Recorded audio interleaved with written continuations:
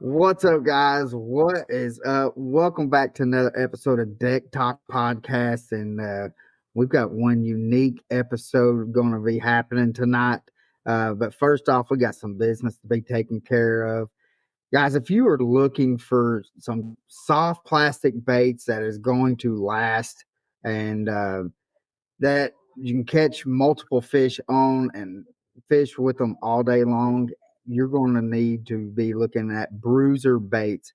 Pappy and I have been using bruiser baits for a while now, and we have been stroking some fish here on Chickamauga and Nickajack. And of course, they're down in Florida, so you know they're going to be Florida raised fish, going to be chomping on them as well, guys. But guys, make sure you go check out the color Chick Magnet. Put it in any kind of soft plastic that you are wanting, and that is the color that we designed, and you're going to love it. We have caught a bunch of fish off of that color from Tennessee all the way down to Florida. But guys, make sure you go to bruiserbaits.com, use the discount code DECKTALK10 and get you some bruiser baits and bring in your PBs, guys. With that being said, I'm Colin Burnett. Pappy J, baby, here we go. Hey, today's we're honoring the American hero. It is Shannon Gleason, United States Marine Corps. He served from 87 to 89. His MOS was a 2531 field radio operator, and I'm just going to go ahead and tell you, they are important. All right, he was attached to the 2nd and 3rd Marine Division Headquarters Battalion Command Company. He was with 29 Palms. I've heard a lot about 29 Palms, stationed at Okinawa, Japan, at Camp Lejeune, North Carolina, and he went to Korea for Operation Bear Hunt. So, again, we thank you, Shannon Gleason, for all that you've done, buddy. And we just continue. Don't forget, send us some emails of your hero that you have, and we will blast them out, baby. Let's get it out there. Yeah, that's, again, what we say this every week, guys. Man, we could not be doing what we're doing if it was not for our heroes. So again, if you have served, or you know somebody that has served, if you will reach out to us, and we will do salute them, and because again, we love them guys. And Pappy, thank you for doing this, brother. But let's get to the show. Again, like I told you guys, this is going to be, we're going to be talking a little bit of fishing, but this is going to kind of be a little bit different than what is normal. But I think it's going to be one heck of a show. And again, it is an interactive podcast, guys. Do what? I said, I'm excited. Well, he's already told us. I'm excited, buddy.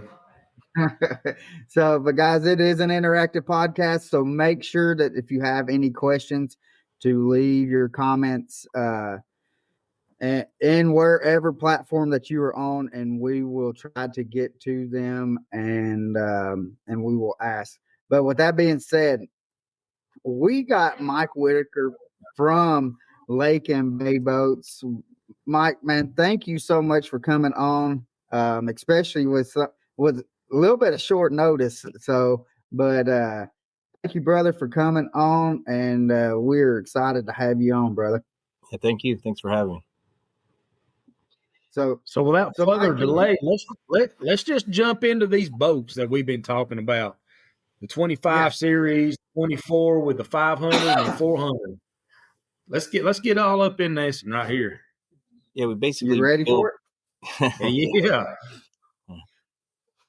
We basically built 8 models. Our newest model is a 25 Open that we came out with recently here, and the 24, the 22 bays, and we have a 21 Boca, and then we have the 20 Boca Grand flagship. It's been around the longest. It's the boat that kind of started it all for us. And then we have a 20 Backwater, which was a boat that came in at about 04 or 05. And then we have a couple of 17 and a half footers. They're basically closer to 18 foot, but we have a Predator and a Palm Beach. the Palm Beach is like a chopped off version of the 20. And so we have 8 models. They're all custom built. No boats really identically built the same. They're all different. So custom ordered. So walk us through the process. I know. We gotten some pictures of the mad scientist that you are on these on how to seal them. Just kind of walk us through how you do that. Well, all the boats are infused with our formulated epoxy that we use, and we infuse every single part of the boat pretty much, except for an assembly process where we're putting the stringers and the deck and stuff and tying it all together. We infuse. What I mean by infusion is we spray the color in the mold first, and then we inject we lay all the material in dry, and then we inject it with the epoxy after all our laminates are put in. We put a bag over it, and then we infuse it by transferring the air out and the liquid in. And what it does is it gives us a tight laminate where you can achieve closer to like a 60-40 glass to epoxy ratio. It's very hard to get when you hand lay, although hand laying is a good way of building the boats. But the infusion process lets you get lighter. There's no secondary bonding issues. All the laminates are put in one shot, and you get one solid piece when it comes out. We foam core all the boats with a double cut foam core. There's different densities in foam that are put in different areas of the boat. Like for instance, where you're going to put the trolling motor, you would have a higher density foam. Transom's a higher density foam, thicker, and there's different thicknesses too. The running surface of the pad, we call it, down the surface is a higher density foam. And running surface versus the sides of the boat. The cockpit area where you're standing is a higher density and thicker foam. We use a 3/4 inch foam there, and then a 1/2 inch on the upper deck and rear upper deck of the boats. And so it makes it light, strong. It holds together well. The boats, the layup, you can't achieve that doing it by hand. There's less mess in the shop. The guys don't have to wear Tyvek suits. It's almost like a doctor's office. You can eat off the floor. I mean, it's a very, very clean shop. The guys love it. It's less emissions, safer on the guys. The smell, there's no smell. It's just a very clean way of building. And we went into it because we believe it was the future of the way to build the boats. And there's some learning curves when you get into some of that stuff. So it wasn't a perfect world the first couple of attempts, but after we had some help and some teachers teach us how to do it and get it done right, and now everybody is on board with it and everybody loves it. We've been doing it for about 5 years. So now, didn't you say earlier that you guys can't run radios or anything that's real loud because you got to hear a certain sound, right? Yeah, we have in the shop that we build, it's a climate controlled area. Yeah, sorry, I'm just showing the pictures of it. Sorry. Sound in there so that way we can hear if there's any leaks in the bag. And we have gauges, multiple gauges on the bags to show where the vacuum is at all times. We monitor that, and we put gauges farthest apart from one another so we know that we're getting a solid pull across the whole entire piece. And then we calculate up the square footage and how we mix up the material so we don't waste any material. And that's another thing. There's less waste in this build process too. There's less sandpaper, less grinding, less dust. It's just a very clean way of building. Man, that is awesome. Now, Hey, Colin, do you got the picture of the boat that's in the shop, so we can kind of give them a little bit of a diagram of what he's talking about? I have to. Let me do. Now, what size air tanks do you guys use whenever you're sealing, or I guess sealing it, right? Well, it's a vacuum system, so it runs on a pressure pot that's actually a vacuum pot. And okay. We run catch cans, and we have like muffler boxes that catch any fumes that come through. You don't want the fumes or the kind of particles, air particles going through the pumps, and then it'll get resin or epoxy in those pumps. You have to rebuild them. The pumps are really tough, and a lot of hoses, a lot of valves, and it looks like a science project going on. It truly does. I'm about to pop this sucker up. And when So with that, with everything that you have just told us, how much weight just the boat it alone? That's not jack plate, trolling motor, any kind of electronics, just the hull itself. What kind of weight are we running? We can get them down. I mean, here in the picture, that was a 320-pound boat, all out of carbon fiber, all epoxy infused.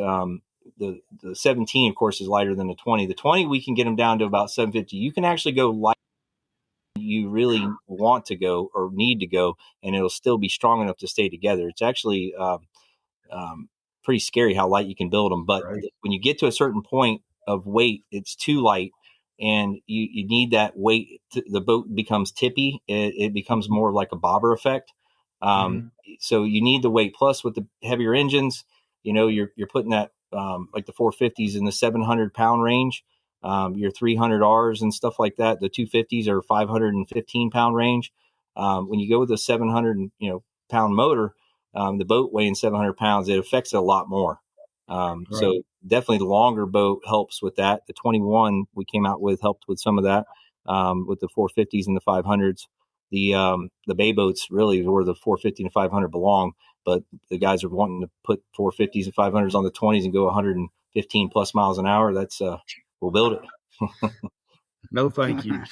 No, thank you. Now, what's the fastest that you have gone in a boat?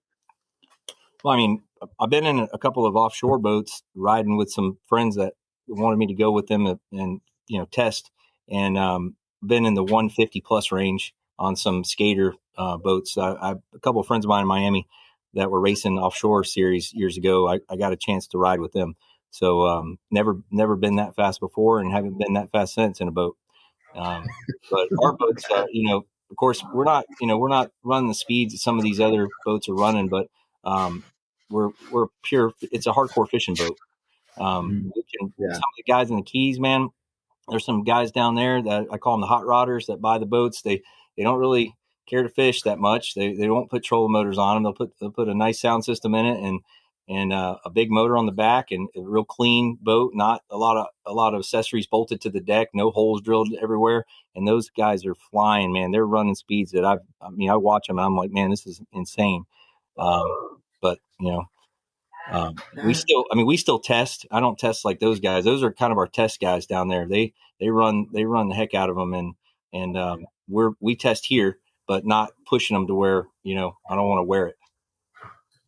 Right. So those are your adrenaline junkies, right? Oh yeah, those guys are hardcore. I fish, so and I still like to go fast in them, but not like they're doing. They're running. They're pushing them. They're putting $5,000 props on them, and they're doing a lot of work to the boat to get it there. There's a lot of mods coming out for the 4-strokes now, and I'm seeing these speeds just keep going up and up and up. I mean, but that's with everything. I mean, the 4-strokes are developing more now with some aftermarket parts and pieces. Some of the guys are getting into making lightweight flywheels, titanium valves, titanium keepers. They're playing with the cams, the computer systems on the motors. And they're just, the sky's the limit. They're going to be able to squeeze, I don't know, 600-700 horsepower out of those 450s probably. So let me ask you this: with as a boat producer, what do you like, the 2-strokes or the 4-strokes better, or is it kind of about the same? Or well, I mean, I love the sound of the 2-strokes. I mean, it's just a killer sound, and I mean, the future is definitely going to be 4-strokes, and we're in this to sell and of course make money and sell products that are current. The 2-strokes are, I mean, they're going away. I mean, we ran a couple of drag races with the SODA group, the Southern Outlaw Drag Boat Association, and I was like the only 4-stroke that showed up. They created a class for us, kind of a fishing boat class. I entered in multiple classes.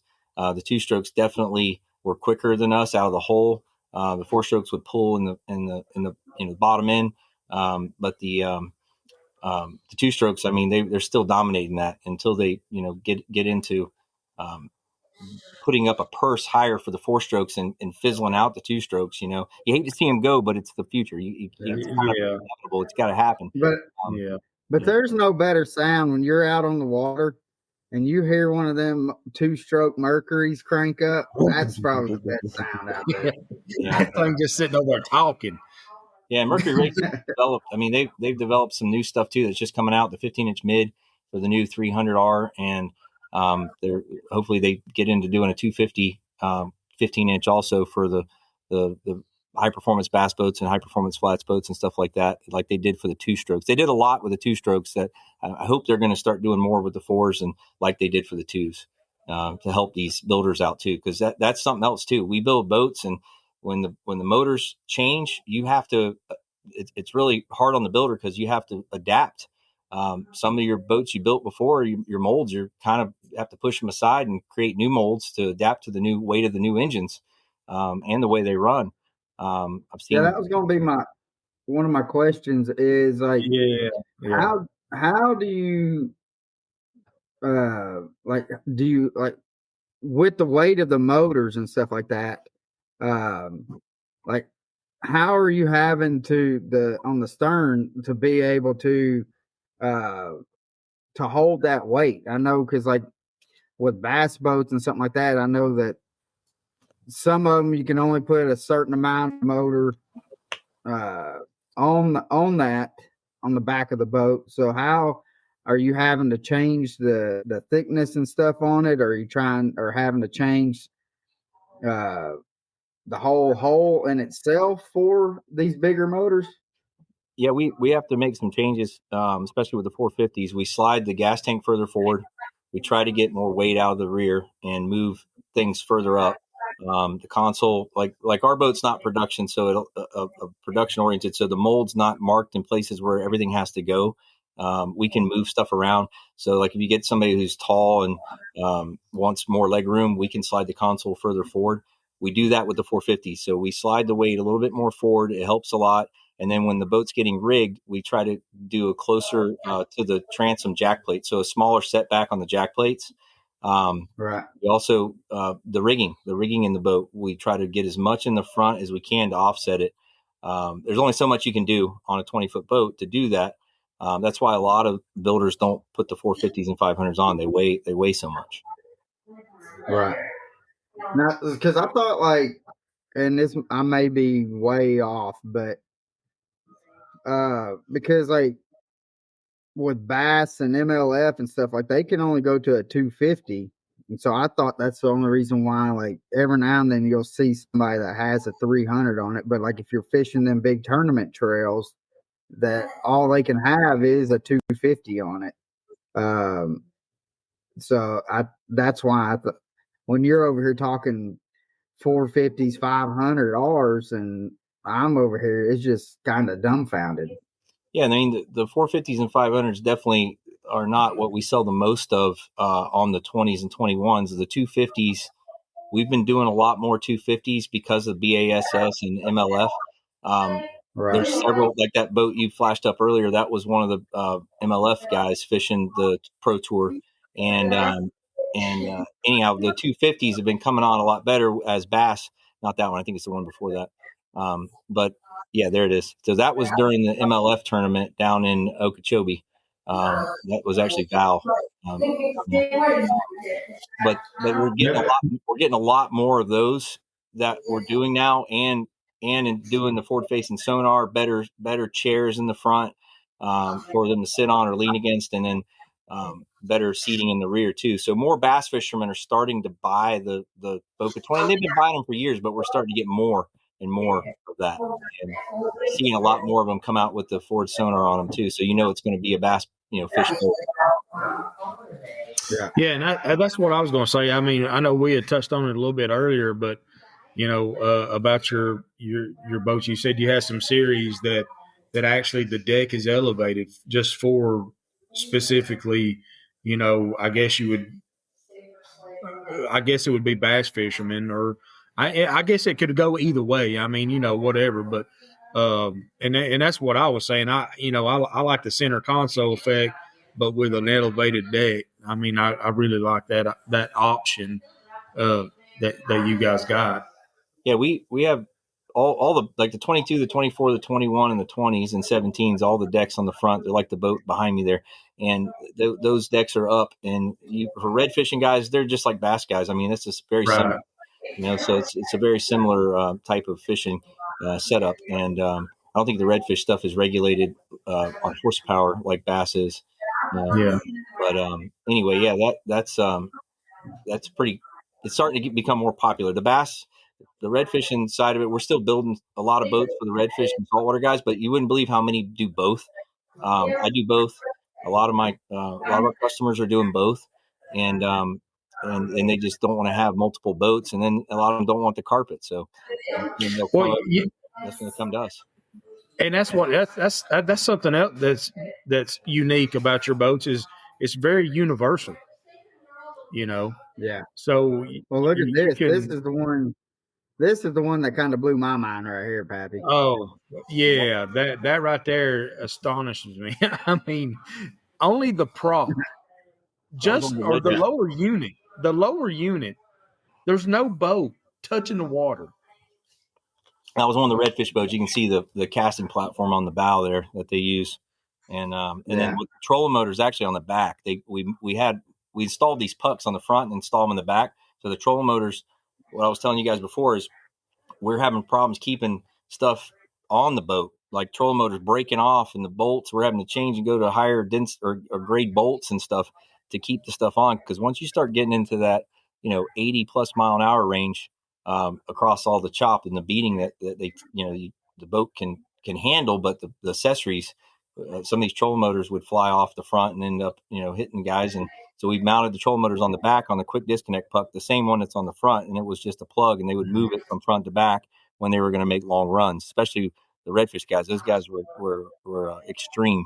They would run from Pensacola to Mobile on the outside and in the surf and stuff. And so when you're going through that terrain, I mean, the parts and pieces are hard to keep on the boat. We 5200 everything down, and there's only so much you can do to tighten it, but we're tournament guys. You're carrying toolboxes trying to keep everything on the boat. Yeah. That's crazy.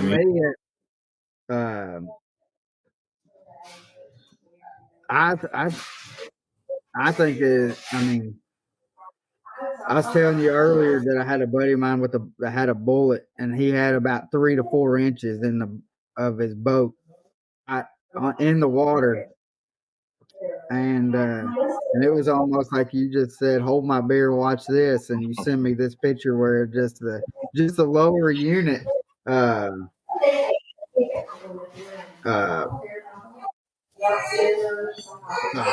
Scooting across the water. I couldn't imagine.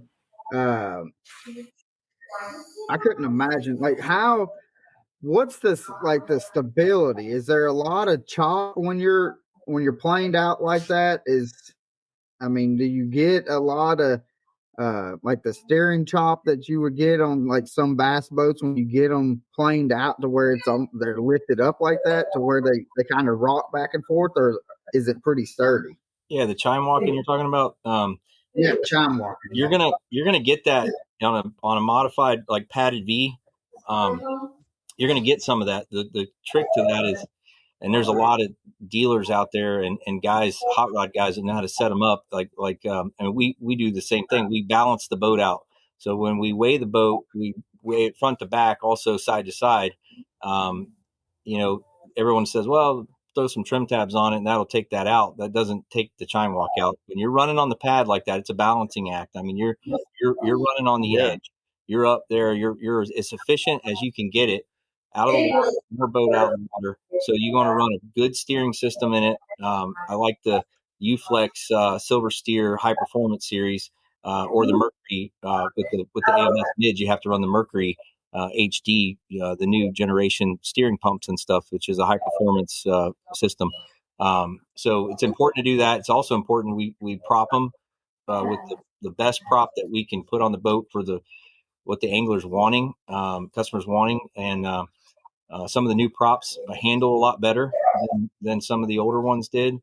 We're a Mercury partner, so we use mostly Mercury parts stuff. The only time we'll hang other motors is if they ship them to us, and we'll put them on if they're sponsored by Yamaha or Honda or whoever, Suzuki. So Mercury makes a really good selection of propellers.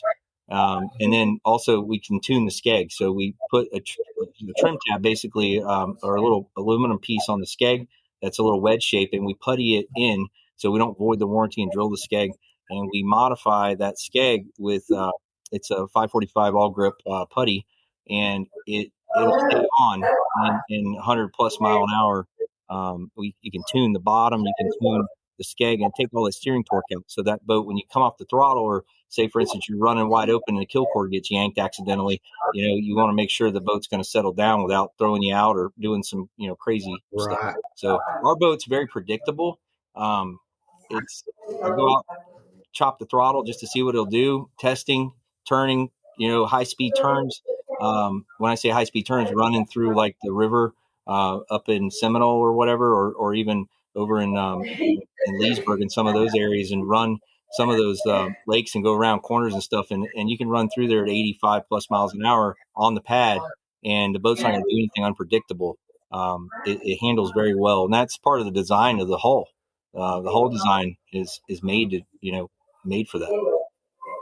Yeah, to me, just the engineering, design, and thought process to be able to think of all that, and which we were talking earlier, and you've been around boats your whole life, and with working on them and stuff. So you're way above what our league is with Pappy and myself.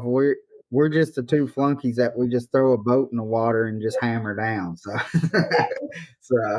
but and we'll go wet a line and we act like we're fishing. And well, no, whoa, wait a minute. You act like you're fishing. I'm fishing. I don't know what you're talking about. Mike, he's fishing. He's not catching. But I will say this: could you imagine in the Tennessee River going through some of these little creek channels that we got at 85 mile an hour? Well, how shallow can you run those, Mike? I mean, sometimes we, especially in your tidal areas when you have flats and stuff, we can run in 6 inches of water. I mean, almost if there's a bird walking, you can go through it. We're not a tunnel drive, so they'll go shallower. But the way that some of these tournament anglers run them, they come in. There's no paint on that skeg first time they take it out. They're running some shallow stuff. I don't personally run that shallow. I try to keep my stuff from tearing it up. But if you got to get somewhere and get over it. Now, the draft is something important too. By building the boats lighter, the way we infuse them with the process too is it keeps the boat light. So some of these boats will float in 10 inches of water, tournament loaded, which is very important in certain areas of the state that you're going to, or down here in Florida anyway, and all around, from basically North Carolina all the way around the state of Florida back over to South Padre. They got a lot of flats up in Texas and Louisiana, and you got Titusville area down here in Florida, and Flamingo, and Punta Gorda. So the draft is really important with the flats guys out there, especially the red fishermen. When they're up there tailing on the flats, those fish go shallow. You got to go shallow. So you could almost run these things almost as shallow as what we'll see, like jet boats and stuff up here running shallow up in the back of creeks and stuff, right? Well, I think they'll go shallower than what we're running. We're still got a prop on the back, so you're gonna tear some stuff up. Right. I think the jet will still go shallower than us. We used to put these outboard jet drives on the motors. We'd take the gear case off and put these jet drives on the bottom, so basically took the place of the lower unit, and we had to raise the motors up higher to where they were kind of equal with the bottom, and then you could run some shallow stuff. I mean, unbelievable shallow. But it's not as efficient as the prop, so very rarely we see any more of those. I'm not doing that many of those anymore. Right. Now, what is the cure time when you, from like, let's say from start to finish, the boats are ready to go out on the water? what is the time frame on that from when you start to the time it's ready to go out the door?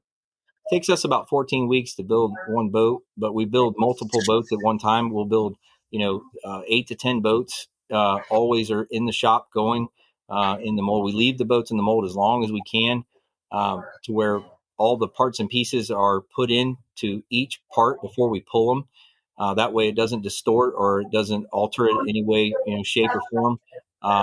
And then once we, pull it, there's a process of assembly. We actually glass the transom together. So we make it all kind of a one piece boat. We don't screw anything together. We actually glass the whole thing. We glass the bulkheads to the deck. We glass the consoles in. We don't screw the consoles in. And so it takes us a little longer. Some boat companies are quicker with the process, but ours, we do multiples at one time. There's phases throughout the process, and there's different group of employees in each division that run each one of those departments. Now, So that's an important thing that you said right there. The transom. I know. It's been years ago. My brother and I, he had a boat, and we started having transom problems out of it. And I quickly learned then that if you don't have a strong structure back there, your boat is not going to operate to its fullest capacity, to what it can do because of the transom.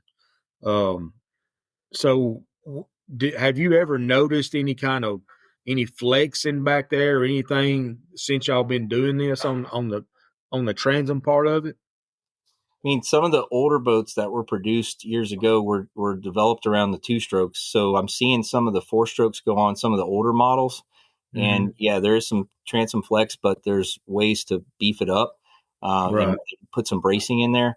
Yeah, we do brace the transom a lot. We actually install a 1/2-inch sheet of aircraft aluminum in the area where that motor is going to get mounted to basically spread that pressure out across the transom as much as possible. And then we have stringers that have really big knees on them that come up and get glassed all the way to the top of the transom. So that stringer grid that's in our boat, I didn't send you any pictures of that, but the grid in the boat, it acts like almost like a chassis in a drag car. It's making all, one unit all the way through the hull. When that's all tied together, that boat doesn't flex side to side, front to back. It's stiff. It stiffens it up big time. And you want that stiffness. You don't want the boat moving around. Yeah. And even with the carbon fiber, it makes it even more stiff. So the carbon fiber boats not only are lighter, they're stiffer, and kind of like a guitar string, it's tighter. Right. Yeah.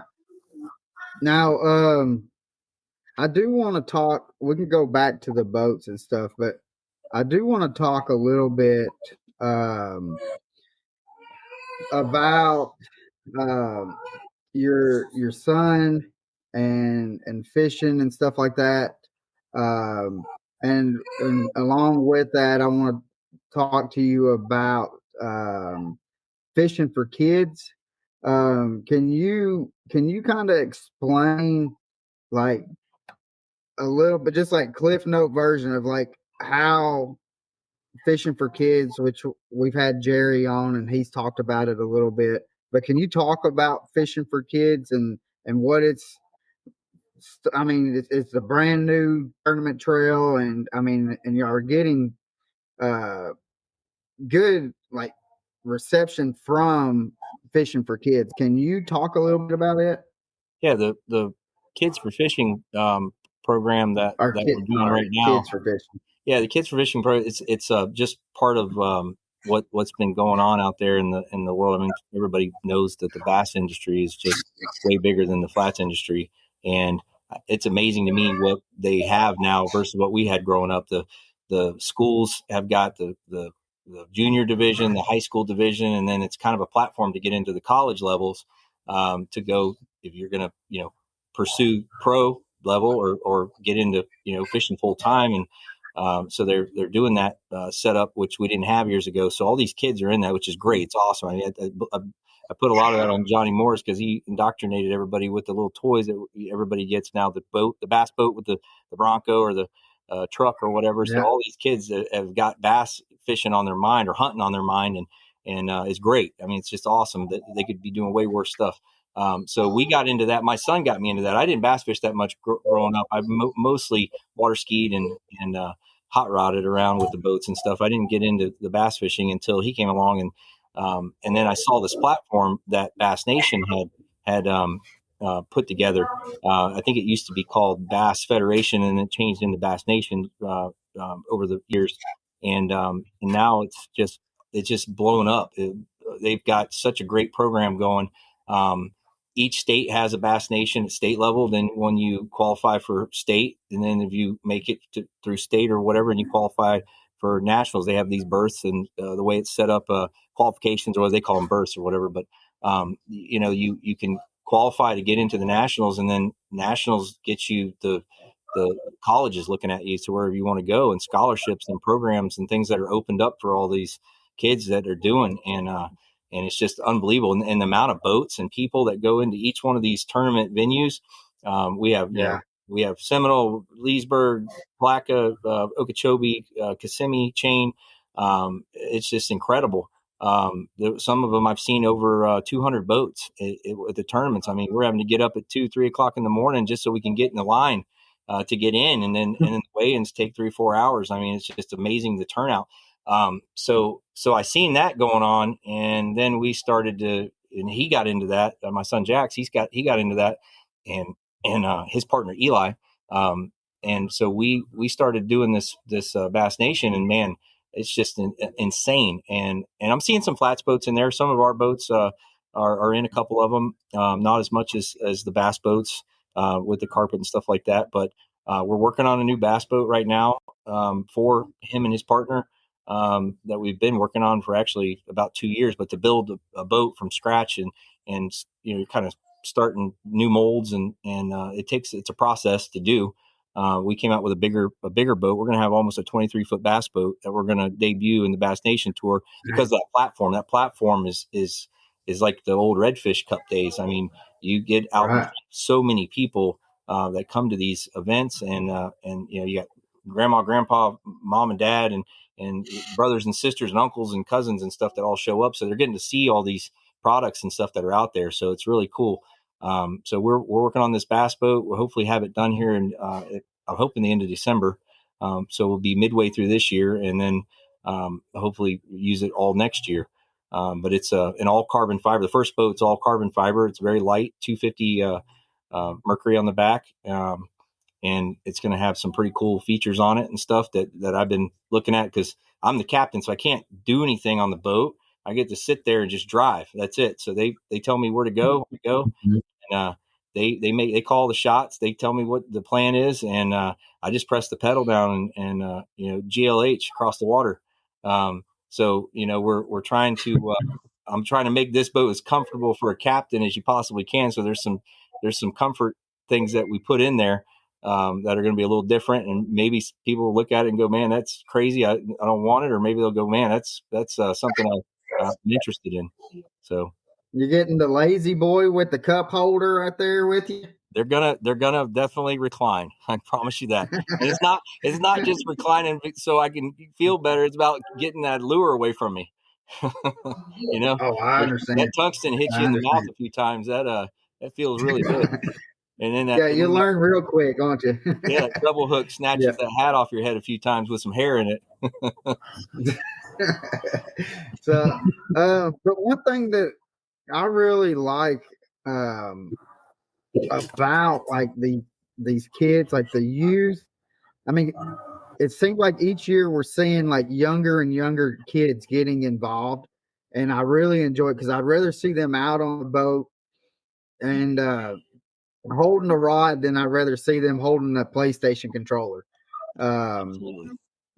But what I really do enjoy, and we were talking about it earlier, is to see how they have really adapted to the technology now.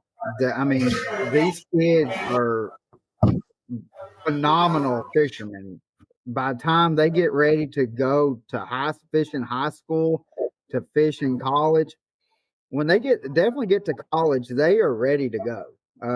Is how I believe, and how just seeing these kids, uh, the experience that they are getting in fishing tournament trails, um, just like with the BASS or MLF and stuff like that, or Bass Nation, and it really has. I believe that has really helped out these kids a whole lot with being able to start them out young, and they're getting into this technology in which the technology now. I mean, these kids are way better at it than what we are, especially with the forward facing sonar. But that's one thing that I really enjoy, is to see how these kids grow up and how they're adapting to this new technology. Yeah, I'm all for the technology. I mean, I know there's a lot of kind of back and forth with the forward facing sonar, but I'm like, all right, you guys want to take that away? Let's go back to the canoes with the oars or paddles, and let's get what'd you drive here with? Oh, you got a backup camera. Let's get rid of that too. All these things that are out there. I mean, like you and I talked earlier about the seeing how the fish react to different baits is really cool. Yeah. At our shop here, we have these ponds, and they're real clear. They're like spring fed ponds. And my son, that's what got him into the fishing, bass fishing deal, was he was throwing baits down, watching what they reacted to. You can see them in the water. And then he got into making baits, and then yada yada. But the forward facing sonar taught me a lot too, because you're out there and you can see, how they're reacting, what they're doing. You can kind of check their temperature on what they're wanting.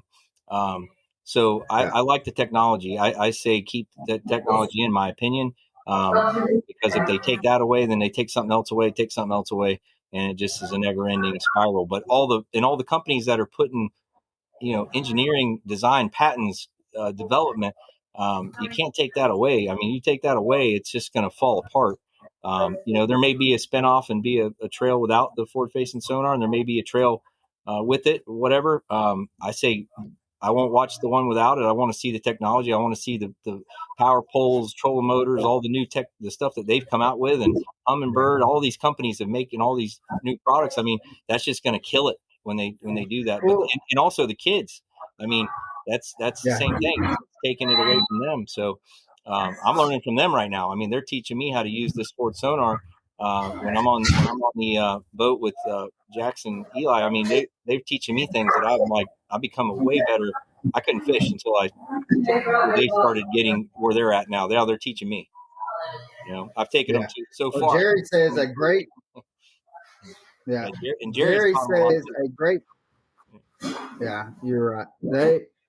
Jerry says a great mix of fishing against other kids, but also adult events makes youth anglers a great angler. That I definitely agree with him on that. That is, I've always been told, if you can, because I grew up playing baseball and stuff like that, and every time that I had a chance to be able to play baseball or basketball or whatever, play up and have that tougher competition where I'm elevating my ceiling with being able to have to compete against somebody that's older and bigger and stuff than what I was. Always, I ended up learning more out of those events than I did kind of fishing against or playing ball against kids that was my age. So, I had another question that I totally just forgot. Well, it's always good. It's always good. It's always good for these kids to compete against each other. Yeah. There's a lot that comes out of being competitive against each other. I mean, you can grow in so many ways, and I really feel like that. Fishing, hunting, whatever sport that interests you the most, if you can be competitive at it and not even really succeed, but if you succeed, obviously that's a bonus. But if you could just be competitive at it, it's going to help you in a lot of ways. Yeah, Uh, Yeah. competition's that's good. always been my thing. Yeah, we like Oh, to. I know what it was. They and it's kind of funny that you had said like they're trying to take technology and stuff away. They're not trying to just take technology. They're trying to just take one thing away. I mean, when when we had Jerry on and we talked about, like the side scan and stuff, when the side scan first came out, everybody's like, that's cheating. That is cheating. Well, now you go and buy a unit. What comes on the unit from the factory? You got side scan comes on. I mean, if and I think what it is just the fact of these tournaments, especially like the older anglers and stuff like that, they're not quite picking up on the forward facing. I don't know if I just don't think they're spending as much time with the forward facing sonar. Not the fact that they cannot use it. Um, they a lot of them just choose not to. But What what if you're what what going what, out there what and would you're fishing happen? for $100,000, you and you're getting beat by these 19, 20-year olds that are using forward facing sonar and you're getting spanked every tournament, you better believe that I'm going out there trying to figure out what in the world they're doing and trying to learn as much as I can to be able to compete against them. Absolutely. What if we didn't? What if if we did, instead of introducing them to technology right at the rip, let's bring back the old depth finders, bring in some old topo maps, and let's Yeah. learn and teach them, how we can do things and what things give them a good visual of it through a map and through it. And Well, I'm that's not one talking thing. about depth finder Right. that's got a scan in there. I'm talking about your depth finders. Your Yeah. little bitty But that's one 4-inch thing. hummingbird screen. You know what I mean? And correct me if I'm wrong, Mike, but that's one thing that Fishing for Kids is doing is they're teaching them different ways to be able to look at. They don't want them to just rely on forward facing sonar. They're wanting them to be able to go out and learn how uh, to fish shallow and to be able to go and flip on some grass and stuff like that. They're also doing some community service type stuff as well. Am I correct on that? Yeah, they go out and do a trash day, removing stuff out of the lakes that's been thrown in there or whatever, and clean up and stuff like Right. that. And yeah, and then Jerry had some great ideas with the program, which was backing a trailer in. That's one kind of thing, and then trolling Yeah. motor skills, learning how to navigate with your trolling motor around obstacles, like a course type thing. And then flipping, skipping underneath docks, those things, I always told Jax, I said, hey, put a blindfold on and hit that bucket over there. Then, do it Miyagi style. And he, that type of stuff, yeah. So you can do challenges or Yeah. whatever and get them, some coaching type stuff going on to help them with what their the skills of all different things, with deep water fish and tree piles, what baits to use in different applications, and line size rods. I still hear the rod deal with all the kids, like they didn't have the right rod or they for what they were using it for and stuff like that. And there's just so much to the sport. That's one of the things I think why bass is growing, still with everything. And it's just all these kids are getting into it because it's really, unique with all the different tools you have to do it, or use to do it, Yeah. and and if you want to excel in it, you have to be involved in just about all of it. And so that's where we're at with the technology. It's hard to stay up on it. I'm asking these guys now, the kids, more questions of, hey, what's out there, what's new, what do we need to be looking into, because they're on the cutting edge of what's coming out now. I believe more than anyone else. So, Yeah. Yeah. and they're the Now future. I do have. So, I got an off the wall question because the other week I was on the boat and got and enjoyed my time being out with Jerry. But looking at Jerry's rods, I did not see anything that had fluorocarbon. Does any of your rods have fluorocarbon down there? Yeah, we've got a rod for every single thing. Too many. That's the thing. If anybody can come out with some way of putting the rods down in the boat with making it where you can get them in and out quick and it's not stepping on them all day. I see that rod rack or whatever they lay in, but yeah, we have mono on half the rods and braid on the other half pretty much. So, I mean, we've got 6-pound test rods for the lakes that are deeper and clear, where they're going to use drop shot applications and stuff like that. And then we have like 20-pound mono on some of the glide rods, glide bait rods, for throwing those above the grass or above the piles to get those bigger fish to come up and eat. And that's a whole nother deal. But yeah, there's so many parts to it. You got to have all these different rods and baits and different tips, actions, and stiffnesses and stuff like that. So it's complicated to learn. I'm learning still. I'm getting it from them. Like I said, they're teaching me. And I'm having to take masking tape and write on the rod what it is and what line size and all that stuff. So I pick up the right rod, or I was put frog rod or spinner bait rod, and yeah. So that's all. I do the exact same thing. Now, excuse me, with being a captain and stuff like that, with Jackson, what has been the most enjoyable part of being a captain for him? Just seeing them develop and turn it into what, like when we started, I was making a lot of the calls and questioning a lot of their calls, but then as they developed and started to work together, watching the two of them gel together too was really cool.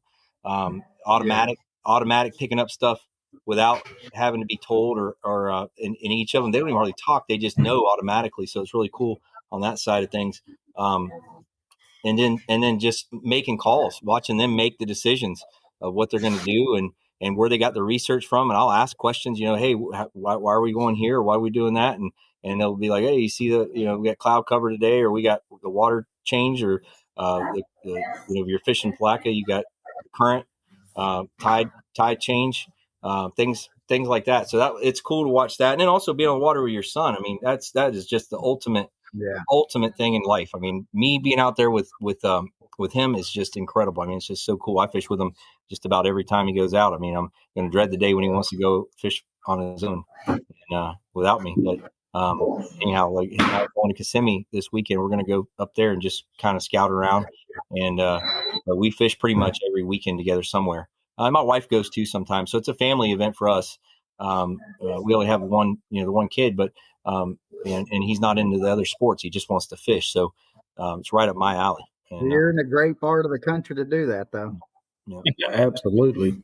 But anyway, that's probably the most fun thing is just watching him. A lot of times, even when we're fishing together and I'm not in a Bass Nation tournament, I'll just sit down and let him fish and just watch him and sit back and just relax and just see what he's doing or go through baits and hand him stuff to try. So it's really fun. Yeah, I can. And to me, like for me, it's like having somebody out on the boat with me, or being on the boat with somebody else, and I get excited, if not more excited, than what they do if they catch their PB or catch a big bass or something like that. I mean, I'm just stoked. I mean, it makes my day. It's weird. I wish my fishing partner would catch something that would kind of make me happy for him, but he just likes catching little things. It's hunting season. I ain't worried about fish right now. So, but one I want to. If everybody can hear my, bring. Let me have my little granddaughter. Boy, she's a hoot. That's what you've been in the background noise. Let me bring my granddaughter. Come here, I'm fixing to introduce my granddaughter. She's been Your on 15 one today. seconds of fame is over as soon as she comes. There she is. Yeah. Oh, yeah, she's cute. Yeah. Yeah, buddy. She has been on one today. Her has been fussy and happy and all the emotions together. Yeah. Well, our viewers just spiked out when she came on. I just let you know. so, um, so Mike, what is how can people like follow you and follow like Lake and Bay if they want to reach out to you? Because you just don't just build boats, you have a shop as well, correct? Yeah, we have a service center. We have a repair shop where we do fiberglass repair. We do. We just had a Ginu in here with a crushed in valve where you hit a dock, and we get some sea-doos in. We repair those. So we're doing all kinds of stuff. Repowers, a lot of mercury repowers. We have a little machine shop that we just bought to add on to the everyday workload here, and trying to get that up and rolling now. And our crew here has been with us for a long time. They, we've got a good group here, and so we build them custom boats, do the service, repower, all those different things. You got to do all that just to stay alive too. As the ups and downs of this industry, and so we have a backlog right now. So fortunately, we have some boats to build still till end of next year. Different models are out further than others, but to get a boat, they start off. Most people find us on social media, or they see one of the boats, they ride in it, they fished out of it. Somebody already has one. They'll come over to the shop and they'll spec one out, and or over the phone. I've got a guy flying in tomorrow here at Sebring. I got to pick him up, and he's flying in from North Carolina, so up a little by y'all, and he's wanting to build a 20-foot flats boat because he just didn't want to clean the carpet anymore. And I mean, he's gonna bass fish. I got to do that to mine, right? Yeah. But hey, Pappy, Jerry says, Pappy, it is harder to find small fish in all that big water. So you got that right. You got that right. But we're going to wrap this up. Pappy, we have one, or you want to ask our last question that we ask every week? Yeah, absolutely. I sure do. So, Mike, if there was one person that you could fish with at any point in time in your life, who would it be with, and why? Man, that's a hard one. I fish with my son pretty much. That's my favorite to fish with. But I have a friend who passed away about a year and a half ago. His name was Rob Wells. He owned Cabbage Key. He taught me a lot about fishing, and had a couple lake and bays that we built for him. He was a real close friend of mine. Spent a lot of time with him, and missed the hell out of him. But he taught me a ton. I would love to fish with him again. He was cantankerous as hell, but he taught me a ton. So he was a really cool guy. But snook and red tarpon, he wasn't into bass that much.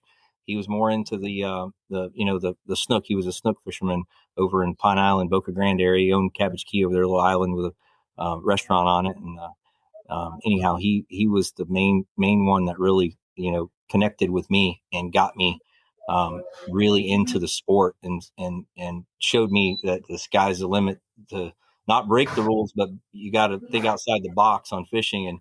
And man, he had me renting helicopters with them and flying around looking for fish, and drones with polarized lenses, and we spent more money pre-fishing for tournaments than we did if you won the whole darn thing. We blew $3,000 in fuel pre-fishing for the tournament, running all over the country over there. But anyway, he was the most important in my life as far as in the fishing world. Well, and it's always good to have people like that. I mean, it truly is. It truly is. Before you end this, Colin, let me say also, guys, don't forget to email us on our American heroes. Give us the information that they need, family members, friends, veterans, currently serving. We want to push them out, because again, like Colin says every week, without these guys, we can't do it. So, but we Even really yourself appreciate involved in that too. I mean, but it. and guys, the email is, if you just probably the best email to do is going to be Josh Vaughn at Deck Talk Podcast, and since he's the one that is doing all this, and it was heavy on his heart to do this, if you just email him straight to him, um, that will probably be um, the best way to be able to get it, and he'll message you back and stuff of what exactly that he needs. And because I've slept since the last time he told me what he needs, so I'll probably forget. So, but guys, thank you so much. Next week, let's see. Yeah, thank y'all for having me. And No problem. No problem. love what y'all are doing. Next week, though, we have a good buddy of ours coming on, Jason Caldwell with Nose Down Scent. If you are a hunter by any means, this the scent and stuff that he has is phenomenal. Pappy uses it. This going to be an interesting show next week, because I kind of get to sit back and let and see Pappy kind of just go off, because we're going to be talking more in his wheelhouse with hunting next week. But we do have some interesting people coming on, and so especially one that we just got to come on today that I'm really excited about, and we will make an announcement here pretty soon about who that will be. But guys, thank you for watching. Mike, thank you for coming on, brother. Thank you again. Yes, we'll have to. We're going to be coming down and to Lake Placid here sometime soon. Yeah, we'll have to come check you out. Yep. Our shop is come and check you out, brother. Our shop is right there, 15 miles north of Lake Placid, basically on the way to the track from downtown Sebring. Heck yeah. Yeah, come see us. Your social media. Can you tell us your social media and stuff like that real quick? Yeah, it's Lake and Bay Boats is our Facebook, Instagram, and TikTok, and then we have our website, of course, Lake and Bay Boats, and then we have Lake and Bay Marine. Lake and Bay Marine is the company that everything runs under because of the repower center and the service side of things. So that's on Facebook also. You can see all the pictures and descriptions of everything we're doing on there. We try to take as many pictures of the projects that's going on here as we can and post them up. So anyhow, and lakeandbay.com is our website. Sounds good, guys. And again, I will put all the social media and stuff for them in the description. I was running around like a chicken with his head cut off, and I totally forgot to do it today. But I will get that edit down to where all you're gonna have to do is just click on the description and be able to go check them out. Go look at these boats. These boats are phenomenal. Yeah, that's what I was about to say. And maybe when we come down there, Pappy, we might be able to talk Mike into letting us hop into one and letting us do a little. Hey, that's not the. I want to see the mastermind. I mean, all those little hoses and everything. That's what I want to see right there. Yeah, I mean, that's got me intrigued. But guys, thank you again. And remember, guys, God loves you as if you're the only person in this world to love. And guys, we will see you next week. And have a blessed one, guys. Thank y'all. Thanks again.